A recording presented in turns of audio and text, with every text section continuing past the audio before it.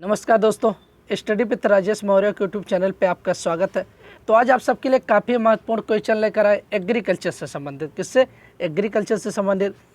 तो ये हमारा जो सब्जेक्ट रहेगा एग्रोनॉमी, क्या रहेगा? सब्जेक्ट एग्रोनॉमी, जो हमारे ऑब्जेक्टिव क्वेश्चन का पार्ट 2 रहेगा। यानी हमने आप सबको एक लेक्चर एग्रीकल्चर के जो सब्जेक्ट एग्रोनॉमी यानी एग्रीकल्चर में सब्जेक्ट एग्रोनॉमी के 25 क्वेश्चन का फर्स्ट सीरीज हमने आप सबको उपलब्ध कराया था। तो ये हमारा सीरीज नंबर 2 यानी पार्ट 2 है, जो काफ़ी महत्वपूर्ण क्वेश्चन और सब्जेक्ट एग्रोनॉमी से संबंधित। किससे? एग्रोनॉमी से संबंधित है। तो जितने भी स्टूडेंट हमारे इस यूट्यूब चैनल को देख रहे हैं, आप ज़्यादा से ज़्यादा लाइक शेयर और सब्सक्राइब जरूर करिए और कमेंट बॉक्स में ज़रूर बताइएगा कि आप सबको ये लेक्चर कैसा लगा है। तो चलिए हम क्वेश्चन पहला यहाँ पर क्वेश्चन है। फर्स्ट क्वेश्चन में जो हमने आप सबको क्वेश्चन कंप्लीट कराया था फर्स्ट सीरीज में 1 से 25 नंबर तक, कितना? 1 से 25 नंबर तक। ये हमारा सीरीज नंबर 2 है, यानी पार्ट 2 एग्रोनॉमी ऑब्जेक्टिव क्वेश्चन रहेंगे, जिसमें 26 से 50 यानी 26 से क्वेश्चन नंबर 26 से 50 नंबर तक ये हमारे क्वेश्चन नंबर सीरीज 2 हो, यानी सीरीज 2 हो जाएगा। तो 26 से 50 तक ये हमारे क्वेश्चन है, काफ़ी महत्वपूर्ण क्वेश्चन है, जो सभी परीक्षाओं की दृष्टि से जितने भी स्टूडेंट हमारे एग्रीकल्चर से संबंधित अगर आप कोई भी परीक्षा देते हो तो सभी परीक्षाओं की दृष्टि से काफ़ी महत्वपूर्ण क्वेश्चन है। तो चलिए हमारा क्वेश्चन नंबर 26 दिया है, seed potential of chenopodium album. Seed potential मतलब बीजों की क्षमता, पोटेंशियल मतलब क्या होता है? बीजों की क्षमता कितनी होती है आप चिनोपोडियम एल्बम। अब चिनोपोडियम एल्बम भी किसका बोटेनिकल में? तो बथुआ हो जाए। क्या हो जाएगा? बथुआ, जो हमारा खरपतवार बीट के अंतर्गत आता है। किसके अंतर्गत? बीट या खरपतवार के अंतर्गत आता है। तो इसमें ये पूछ रहा सीड पोटेंशियल मतलब बीजों की क्षमता कितनी होती है आप चिनोपोडियम एल्बम, यानी जो हमारा बथुआ का प्लांट होता है उसमें बीजों की क्षमता कितनी पाई जाती है, यानी पर प्लांट, यानी एक पौधे में जो बीजों की क्षमता कितनी पाई जाती है। तो पहला इसमें दिया है, अब इसमें फर्स्ट ऑप्शन दिया 72,000 सीड पर प्लांट, यानी 72,000 बीज प्रति पौधा। दूसरे ऑप्शन में दिया 19,000 सीड पर प्लांट, यानी 19,000 बीज प्रति पौधा। तीसरा ऑप्शन दिया 5600 सीड, क्या? 5600 सीड पर प्लांट। और चौथा ऑप्शन दिया नानाब बीज। तो इसमें पूछने का मतलब यही है कि जो हमारा चिनोपोडियम एल्बम जो हमारा प्लांट होता है या जो हमारे खरपतवार होता है उसमें उसके एक पौधे में कितना बीज पाए जाते हैं। तो इसमें क्वेश्चन नंबर 26 का जो हमारा ऑप्शन सही हो जाएगा, क्वेश्चन नंबर 26 का हमारा पहला ऑप्शन सही हो जाएगा। यानी एक पौधे में लगभग कितने बीज पाए जाते हैं? तो लगभग 72,000 सीड पर प्लांट होता है। कितने होते हैं? 72,000 सीड पर प्लांट होते हैं, जो हमारा खरपतवार के अंतर्गत बीट्स यानी खरपतवार के अंतर्गत आता है बथुआ हमारा चिनोपोडियम एल्बम। तो अगर पूछ लेता है कि बथुआ का बोटेनिकल नेम क्या हो जाए, तो चिनोपोडियम एल्बम हो जाएगा। क्या हो जाएगा? Chenopodium album. यहाँ से आपके 2 क्वेश्चन बन रहे हैं कि चिनोपोडियम एल्बम क्या? बीड एक खरपतवार है, इसका बोटेनिकल नेम तो चिनोपोडियम, यानी बथुआ का जो हमारा बथुआ का बोटेनिकल नेम चिनोपोडियम एल्बम हो जाएगा। इसके एक पौधे में हमें कितना बीज प्राप्त होता है? तो 72,000 सीड पर प्लांट प्राप्त होता है। क्वेश्चन नंबर 26 का पहला ऑप्शन। नेक्स्ट क्वेश्चन आ जाता है question number 27, saccharum spontaneum is an. Saccharum spontaneum, अब ये बोटेनिकल नेम दिया गया, क्या? बोटेनिकल नेम दिया गया, लेकिन तो यहाँ पर पूछा क्या गया? Saccharum spontaneum is an. अब ऑप्शन के अकॉर्डिंग अगर हम देखते, पहला ऑप्शन दिया एनुअल बीड, दूसरा ऑप्शन दिया पेरिनियल बीड्स, तीसरा ऑप्शन दिया बाइनियल बीड्स और चौथा ऑप्शन दिया नानाब बीज। तो सेकेरम स्पॉन्टेनम ये हमारा जो क्या है, इसके बारे में हम आप सबको बता देते हैं। ये हमारा wild species of sugar cane, गन्ने की जंगली जात हो जाएगी। क्या हो जाए? Wild species of sugar cane, गन्ने की जंगली जात रहेगी। जैसे अगर देखा जाता है तो गन्ने की हमारी कई जातियाँ पाई जाती है, जैसे हमारा ट्रॉपिकल शुगर केन, तो ट्रॉपिकल जो शुगर केन होता है उसका बोटेनिकल नेम दे देता है सेकेरम ऑफिसिनेरम, या गन्ने का बोटेनिकल नेम कॉमन रूप से अगर पूछ लेता है तो सेकेरम ऑफिसिनेरम हो जाएगा। लेकिन तो अगर वही पूछ लेता है इंडियन शुगर केन, भारतीय गन्ना का बोटेनिकल नेम, तो इंडियन शुगर केन या भारतीय गन्ना का बोटेनिकल नेम सेकेरम बारबेरी हो जाए। क्या हो जाए? Saccharum barberi. अगर वहीं पूछ लेता चाइनीज शुगर केन, क्या? चाइनीज गन्ने का बोटेनिकल नेम, तो सेकेरम साइनेंसिस हो जाएगा। क्या हो जाए? सेकेरम साइनेंसिस हो जाएगा। वैसे देखा जाता है तो गन्ने की 3 जातियाँ जिसकी कल्टीवेशन खेती की जाती है, लेकिन तो ये सेकेरम स्पॉन्टेनम जो होता है गन्ने की ये वाइल्ड स्पीसीज मतलब जंगली जात होती है। अब ये किस प्रकार के बीड्स के अंतर्गत आता है? एनुअल बीड्स मतलब एक वर्षीय खरपतवार, पेरिनियल बीड्स मतलब बहुवर्षीय खरपतवार, बाइनियल बीड्स मतलब द्विवर्षीय खरपतवार और चौथा ऑप्शन दिया नानाब बीज। तो क्वेश्चन नंबर 27 का हमारा दूसरा ऑप्शन है। क्वेश्चन नंबर 27 का हमारा दूसरा यानी सेकेरम स्पॉन्टेनम जो हमारा पेरिनियल बीड्स मतलब बहुवर्षीय खरपतवार के अंतर्गत आता है।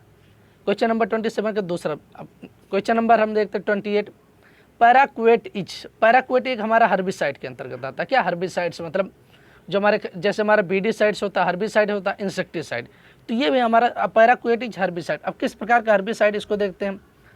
पहला ऑप्शन दिया सेलेक्टिव हर्बिसाइड, मतलब जो सेलेक्ट करके चयन करके मारता है। दूसरा ऑप्शन दिया नॉन सेलेक्टिव, मतलब जो अगर हम किसी भी हर्बिसाइड का प्रयोग सभी को मार सकता है, तो नॉन सेलेक्टिव हर्बिसाइड। तीसरा ऑप्शन दिया non selective contact herbicide, non selective बिना मतलब सेलेक्ट के बिना चयन के और संपर्क में आने पर जो किल कर देता है। और चौथा ऑप्शन दिया सेलेक्टिव कॉन्टैक्ट हर्बिसाइड, मतलब सेलेक्ट भी किस खरपतवार को मारना, किस पर्पस में प्रयोग करना वो सेलेक्ट करता है और उसके संपर्क में आने पर उसको किल करता है, तो वो होता है हमारा सेलेक्टिव कॉन्टैक्ट हर्बिसाइड होता है। तो क्वेश्चन नंबर 28 में अगर हम देखा जाए कौन सा ऑप्शन सही हो जाएगा, तो क्वेश्चन नंबर 28 का हमारा तीसरा ऑप्शन सही हो जाएगा, नॉन सेलेक्टिव कॉन्टैक्ट हर्बिसाइड। तो पैराक्वेट इज ये नॉन सेलेक्टिव कॉन्टैक्ट हर्बिसाइड होता है। क्या होता है? नॉन सेलेक्टिव कॉन्टैक्ट हर्बिसाइड, मतलब ये बिना चयन की, जैसे हमारे जो खरपतवार उसको चयन बिना चयन के उसको इसके संपर्क में आने पर उस जो हमारे हर्ब्स या जो खरपतवार होते हैं उनको ये किल कर देता है। तो पैराक्वेट जो होता है ये नॉन सेलेक्टिव कॉन्टैक्ट हर्बिसाइड के अंतर्गत आता है। नेक्स्ट क्वेश्चन नंबर 29 हम देखते हैं। For sowing 1 hectare area of tetraploid berseem the requirement of seed. For sowing 1 hectare, अगर हमें 1 हेक्टेयर क्षेत्रफल एरिया मतलब वो 1 हेक्टेयर क्षेत्रफल की बुआई करना है, अब टेट्रापोलाइट बरसीम मतलब टेट्रापोलाइट बरसीम की 1 हेक्टेयर की बुआई कर 1 हेक्टेयर क्षेत्रफल में हमें टेट्रापोलाइट बरसीम की बुआई करना है, तो रिक्वायरमेंट ऑफ सीड मतलब बीज की कितनी आवश्यकता होगी। अगर हमारी जो टेट्रापोलाइट बरसीम की जो जातियाँ होती है उसको अगर हमें 1 हेक्टेयर क्षेत्रफल में 1 हेक्टेयर एरिया में अगर हमें बुआई करना है तो कितने बीज की आवश्यकता होगी। तो पहला ऑप्शन दिया 15 से 20 किलोग्राम प्रति हेक्टेयर, दूसरा ऑप्शन दिया 25 से 30 किलोग्राम प्रति हेक्टेयर, तीसरा ऑप्शन दिया 35 से 45 किलोग्राम प्रति हेक्टेयर, चौथा ऑप्शन दिया 45 से 55 किलोग्राम प्रति हेक्टेयर। तो हमारे अगर देखा जाए तो जो हमारी बरसीम की बीज दर होती है, चाहे वो टेट्रापोलाइड हो जाए या हमारी डिप्लाइड हो जाएगी या ट्राइपोलाइड, तो जो हमारे बरसीम की बीज दर माना जाता है 25 से 30 किलोग्राम प्रति हेक्टेयर होता है। कितना होता है? 25 से 30 किलोग्राम। तो इसका भी जो भी हमें पूछा टेट्रापोलाइट बरसीम की बीज दर कितना होगा, तो 25 से 30 किलोग्राम प्रति हेक्टेयर, मतलब 1 हेक्टेयर में बुआई के लिए जो सीडरेट बरसीम की बीज दर लगती है वो 25 से 30 किलोग्राम प्रति हेक्टेयर होता है। तो क्वेश्चन नंबर 29 का हमारा दूसरा ऑप्शन हो जाएगा। नेक्स्ट क्वेश्चन देखते हैं, question number 30। Agriculture beneficial interaction, यानी एग्रीकल्चर में जो लाभदायक आकर्षण होता है किसके किसके बीच में होता है। पहला ऑप्शन दिया राइजोबियम का लेग्यूम से, दूसरा ऑप्शन दिया पक्सिनिया ग्रेमिनिस का व्हीट मतलब गेहूं से, तीसरा ऑप्शन दिया एग्रोबैक्टीरियम ट्यूमेफेसिन्स का ये फ्रूट ट्री फल वाले जो हमारे वृक्ष होते हैं, और चौथा ऑप्शन दिया इर्बेनिया एमाइलोबोरा का किससे होता है? एप्पल से। अब इसमें क्वेश्चन नंबर 30 में हमारा जो ऑप्शन सही हो जाएगा कि राइजोबियम के जो हम प्रयोग करते हैं या किसके लिए लाभदायक होता है, तो ये हमारे लेग्यूम्स फसलों के लिए, किसके लिए? लेग्यूम्स फसलों के लिए लाभदायक होता है। तो क्वेश्चन नंबर 30 का हमारा पहला ऑप्शन सही हो जाएगा कि राइजोबियम का प्रयोग किसमें करते हैं, तो दलहनी फसलों में, लेग्यूम्स मतलब दलहनी फसलों में किया जाता है। तो क्वेश्चन नंबर 30 यानी 30 का हमारा पहला ऑप्शन सही हो जाएगा। क्वेश्चन नंबर 31 आ जाता है 31 नंबर।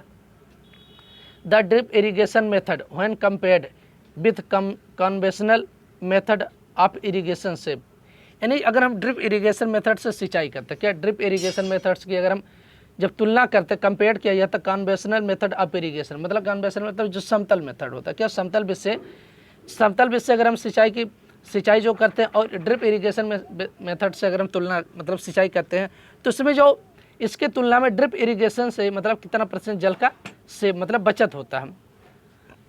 यदि ड्रिप इरीगेशन की जो हम सामान्य रूप से एक समतल भूमि पर सिंचाई करते हैं और ड्रिप इरीगेशन से अगर सिंचाई करते हैं, तो दोनों की अगर तुलना किया जाए तो ड्रिप इरीगेशन से हमारा कितना % वाटर यानी जल का सेव किया जाता है, बचत किया जा सकता है। तो इसमें पहला ऑप्शन दिया है 90 से 100% इरीगेशन वाटर, दूसरा ऑप्शन दिया 40 से 70% इरीगेशन वाटर, तीसरा ऑप्शन दिया 10 से 30% इरीगेशन वाटर, चौथा ऑप्शन दिया हमारा 30 से 70% इरीगेशन वाटर। यानी अगर हम ड्रिप इरीगेशन मेथड से सिंचाई करते हैं तो हमारे कितना % जल की बचत किया जा सकता है कंपेयर अगर हम करते हैं कन्वेंशनल मेथड से अब इरीगेशन के मुकाबले, तो हमारा 40 से 70% यानी 40 से 70% यानी हम यानी जल की बचत कर सकते हैं। तो क्वेश्चन नंबर 31 का हमारा दूसरा ऑप्शन सही, कौन सा? क्वेश्चन नंबर 31 का हमारा दूसरा ऑप्शन सही हो जाएगा। नेक्स्ट क्वेश्चन देखते हैं, question number 32। For barley crop row to row spacing is kept.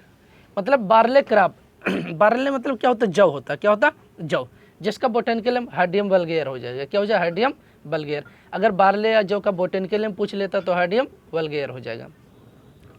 तो बार्ले क्रॉप में जो हम लाइन से लाइन मतलब रो टू रो मतलब लाइन से लाइन स्पेसिंग कितना रखा जाता है, तो ये काफ़ी महत्वपूर्ण क्वेश्चन है। अगर पूछ लेता कि जो हमारी बार्ले क्रॉप्स होती है उसमें लाइन से लाइन की दूरी हम कितनी रखते हैं हम, तो पहला ऑप्शन दिया 10 से 14 सेंटीमीटर, दूसरा ऑप्शन दिया 15 से 19 सेंटीमीटर, तीसरा ऑप्शन दिया 20 से 24 सेंटीमीटर और चौथा ऑप्शन हमारा दिया 25 से 29 सेंटीमीटर। तो बार्ले जो हमारी जौ की फसल होती है उसमें हम स्पेसिंग कितना रखते हैं, तो 20 से 24 सेंटीमीटर, यानी लाइन से लाइन की दूरी जो रखी जाती है वो 20 से 24 सेंटीमीटर रखा जाता है। तो क्वेश्चन नंबर 32 का हमारा तीसरा ऑप्शन सही हो जाएगा। नेक्स्ट क्वेश्चन देखते हैं हम, question number 33।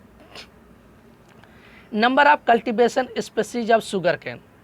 Number of cultivation मतलब संख्या में खेती की जाती, स्पीसीज मतलब जातियों की ऑफ शुगर कैन मतलब गन्ना की कितनी जातियों की खेती की जाती है। तो हमने पहले आप सबको बता दिया था कि गन्ना की वजह से लगभग 3 जातियों की खेती की जाती है, जो हमारा tropical sugarcane saccharum officinarum या नॉर्मल उससे शुगर कैन का बोटेनिकल तो सेकेरम ऑफिसिनेरम। दूसरा हमने बताया था Indian sugarcane saccharum barberi. तीसरा हमने बताया था Chinese sugarcane saccharum sinensis. तो number of cultivation species of sugarcane गन्ना की जातियों की खेती की जाती है कितनी, तो पहला दिया 2, दूसरा ऑप्शन दिया 3, तीसरा ऑप्शन दिया 4 और चौथा ऑप्शन दिया 5। तो क्वेश्चन नंबर 33 का हमारा दूसरा ऑप्शन सही है। गन्ना की कितनी जातियों की खेती की जाती है, तो गन्ना की 3 जातियों की खेती की जाती है, जो हमने आप सबको बता दिया। नेक्स्ट क्वेश्चन, क्वेश्चन नंबर 4 हम देखते हैं, सॉरी क्वेश्चन नंबर 34 देखते हैं। Amount of moisture present in unit value of air is known as. Amount of moisture present यानी जो नमी की मात्रा उपस्थित होती है। अमाउंट मतलब मात्रा, मॉइस्चर मतलब नमी, प्रेजेंट मतलब जो नमी की मात्रा उपस्थित होती है।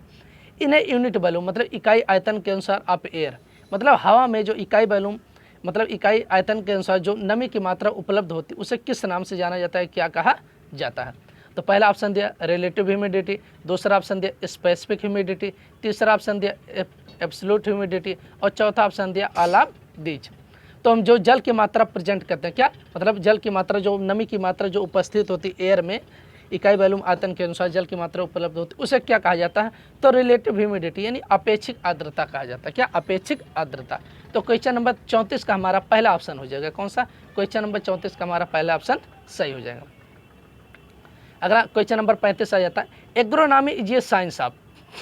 एग्रोनॉमी विज्ञान है। अब ऑप्शन के अनुसार देखते हैं किस प्रकार का इसमें पूछा गया है। Agronomy is a science of, agro यानी एग्रो या सस्य विज्ञान विज्ञान है। पहला ऑप्शन दिया सॉइल मैनेजमेंट का, मृदा प्रबंधन का, दूसरा ऑप्शन दिया फार्म मैनेजमेंट का मतलब खेती के प्रबंध का, और तीसरा ऑप्शन दिया crop production and soil management का। तीसरा ऑप्शन दिया क्या, crop production and soil management का। तो हमारा एग्रोनॉमी जो होता है वो crop production and soil management फसल उत्पादन और मृदा प्रबंधन का जिसके अंतर्गत हम अध्ययन करते हैं या खेती किया जाता है उसे हम क्या करते हैं, एग्रोनॉमी कहा जाता है। तो एग्रोनॉमी जो हमारा प्रबंध करता है या किसका विज्ञान माना जाता है, तो क्रॉप प्रोडक्शन फसल उत्पादन और मृदा प्रबंध के अध्ययन को हम क्या कहा जाता है या इसे क्या कहा जाता है, एग्रोनॉमी कहा जाता है। तो क्वेश्चन नंबर हमारा 35 का तीसरा ऑप्शन सही हो जाए। क्वेश्चन नंबर हम 36 देखते हैं, 36। Glucose percentage in sugar cane. Glucose percentage मतलब ग्लूकोज की मात्रा कितनी होती है इन शुगर केन मतलब गन्ने में। तो पहला ऑप्शन दिया 12%, पहला ऑप्शन दिया 12%, दूसरा ऑप्शन दिया 14%, तीसरा ऑप्शन दिया 16% और चौथा ऑप्शन दिया 18%। यानी तो गन्ना में अगर पूछ लेता कि ग्लूकोज की मात्रा कितनी पाई जाती है, तो क्वेश्चन नंबर 36 का हमारा चौथा ऑप्शन सही, क्वेश्चन नंबर 36 का हमारा चौथा ऑप्शन सही हो जाएगा। तो गन्ना में ग्लूकोज की मात्रा कितनी पाई जाती है, तो 18% पाई जाता है। कितना, 18। नेक्स्ट क्वेश्चन देखते हैं, क्वेश्चन नंबर 38।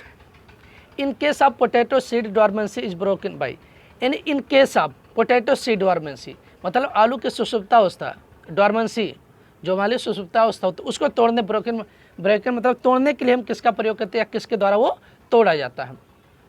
तो आलू की जब सुसुप्तावस्था या डॉर्मेंसी अवस्था में आ जाता है तो आलू उस सुसुप्तावस्था को ब्रोकन मतलब तोड़ने के लिए हम किसका प्रयोग करते हैं। पहला ऑप्शन दिया NAA, NAA का पूरा नाम नेफ्थलीन एसिटिक एसिड।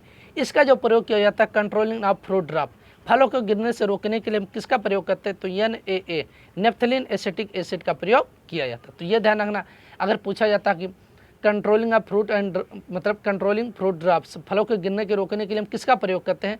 तो NaA, इसका पूरा नाम naphthalene acetic acid.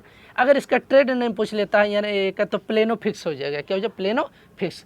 Naphthalene acetic acid का ट्रेड नेम अगर पूछ लेगा तो क्या हो जाएगा? प्लेनोफिक्स हो जाएगा।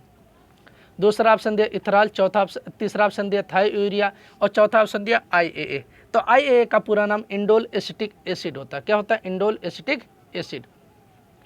तो क्वेश्चन नंबर हमारा 37 के तीसरा ऑप्शन, आलू में डॉर्मेंसी ब्रेकन के लिए हम या डॉर्मेंसी सुप्ता तोड़ने के लिए हम किसका प्रयोग करते? तो थायोयूरिया का प्रयोग किया जाता। नेक्स्ट क्वेश्चन आ जाता question number 38, suitable intercrop in mustard आप। सुटेबल इंटरक्रॉप मतलब अंतः कृषि के लिए सरसों के लिए कौन सी फसल सुटेबल होती है? इंटरक्रॉपिंग मतलब क्या होता है? अंतः कृषि के लिए। सरसों में अंतः कृषि के लिए कौन सी हमारी क्रॉप या फसल जो होती है सुटेबल होती है? तो पहला ऑप्शन दिया पोटैटो, दूसरा ऑप्शन दिया बाजरा, तीसरा ऑप्शन दिया व्हीट और चौथा ऑप्शन दिया चिकपी मतलब काबुली चना। तो सरसों के लिए कौन सी हमारी किस फसल मतलब कौन सी फसल सुटेबल मानी जाती है? तो इसमें क्वेश्चन नंबर हमारा आ जाता है 38 का तीसरा ऑप्शन व्हीट यानी गेहूँ हो जाएगा। क्या हो जाएगा? व्हीट यानी गेहूँ हो जाए। तो मस्टर्ड या सरसों के लिए कौन से अंतः हम कृषि कर सकते हैं? तो क्वेश्चन नंबर 38 का हमारा तीसरा ऑप्शन सही हो जाएगा। नेक्स्ट क्वेश्चन आ जाता है 39, if only one irrigation is available to the farmer at which stage the water is applied for barley crop. अब इसका हम आप सबको बताते हैं। If only one irrigation is available to farmer, जब किसानों के पास केवल एक सिंचाई की सुविधा उपलब्ध हो। इफ ओनली वन इरिगेशन मतलब जब केवल एक सिंचाई इज अवेलेबल मतलब उपलब्ध हो टू द फार्मर्स, किसानों के पास जब एक सिंचाई की सुविधा उपलब्ध हो।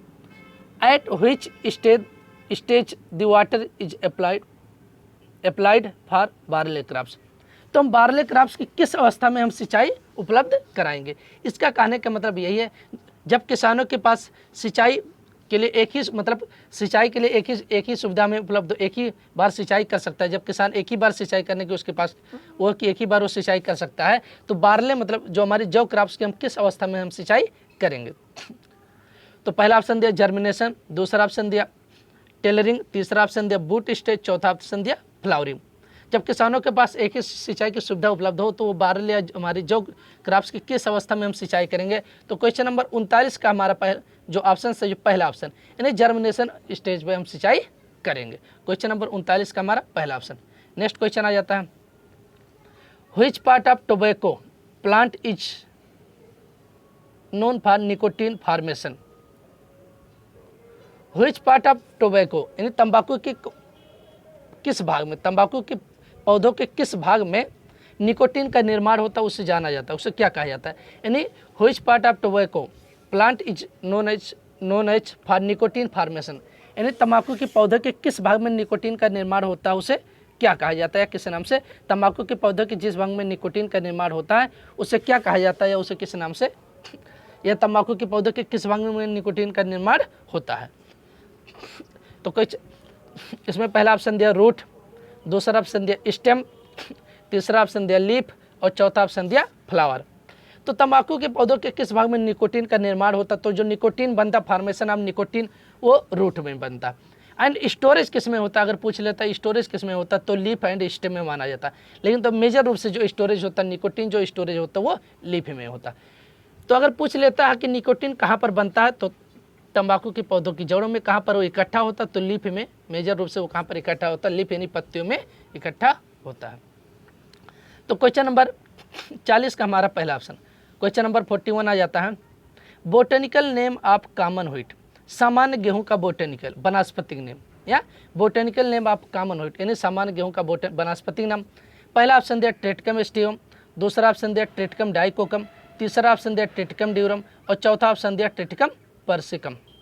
तो सामान्य गेहूं का बोटेनिकल नेम, तो इसमें जो हमारा ऑप्शन क्वेश्चन नंबर 41 का हमारा पहला ऑप्शन सही हो जाएगा, सामान्य गेहूं का बोटेनिकल नेम ट्रेटिकम स्टिवम हो जाएगा।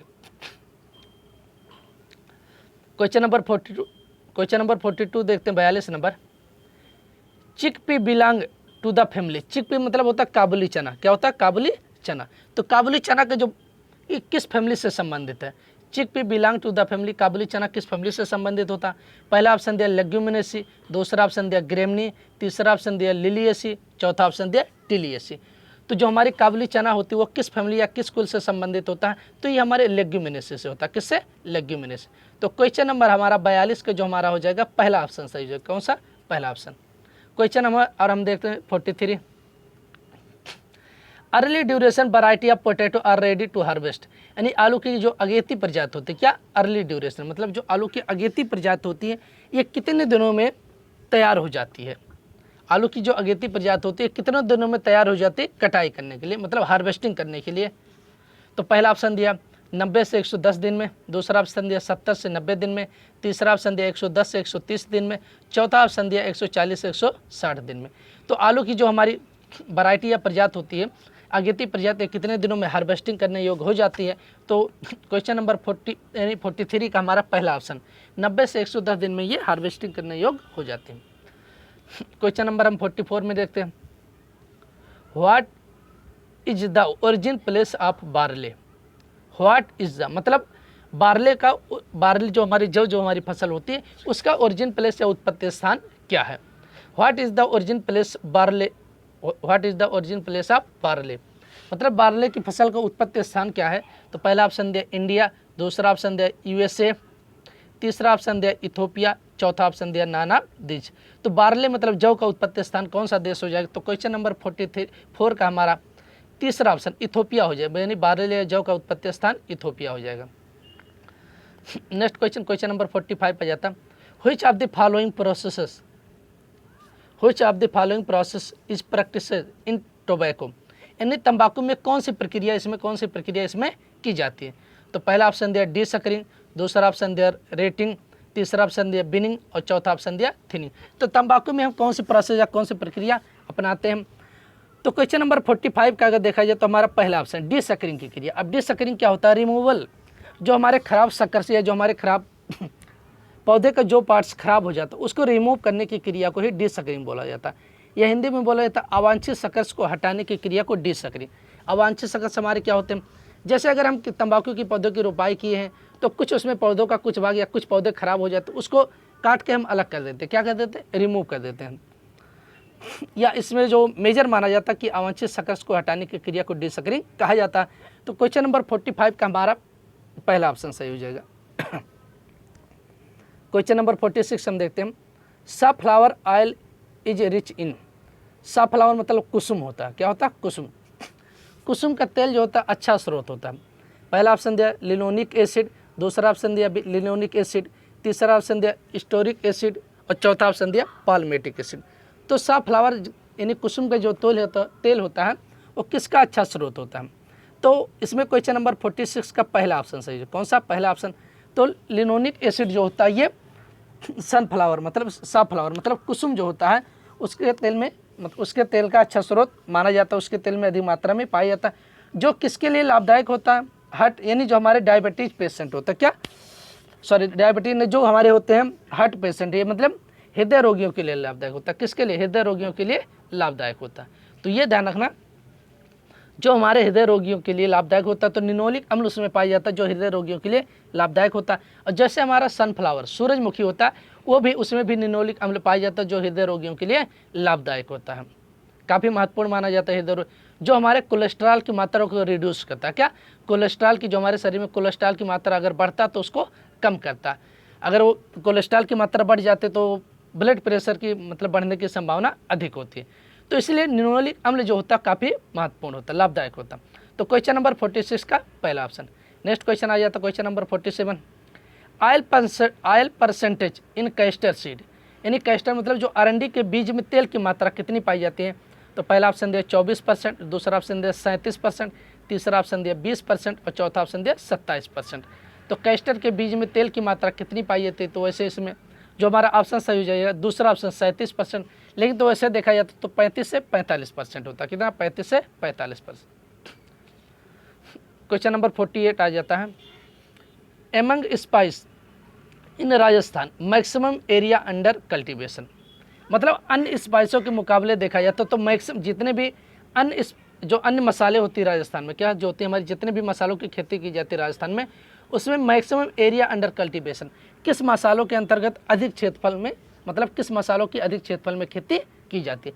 तो इसका कहने का मतलब यही है कि राजस्थान में जितना भी मसालों की खेती की जाती है उसमें जो होता है मैक्सिमम एरिया में, मैक्सिमम अधिकतम एरिया में किस मसाले की खेती की जाती है। तो पहला ऑप्शन दिया कुमिन मतलब जीरा, दूसरा ऑप्शन दिया कोरिएंडर मतलब धनिया, तीसरा ऑप्शन दिया फेनुग्रीक मतलब मेथी, और चौथा ऑप्शन दिया चिली मतलब मिर्च। तो कौन सा ऐसा मसाला जो राजस्थान में सबसे अधिक खेती की जाती है, किस मसाले की राजस्थान में सबसे अधिक खेती की जाती है, तो फेनुग्रीक मतलब मेथी की जाती है, किसकी, मेथी की। तो क्वेश्चन नंबर 48 का हमारा तीसरा ऑप्शन कौन सा, तीसरा ऑप्शन। क्वेश्चन नंबर 49 आ जाता है, national research centre of sorghum is located, यानी national research centre of sorghum is located. तो national research centre of sorghum ये कहाँ पर स्थित है।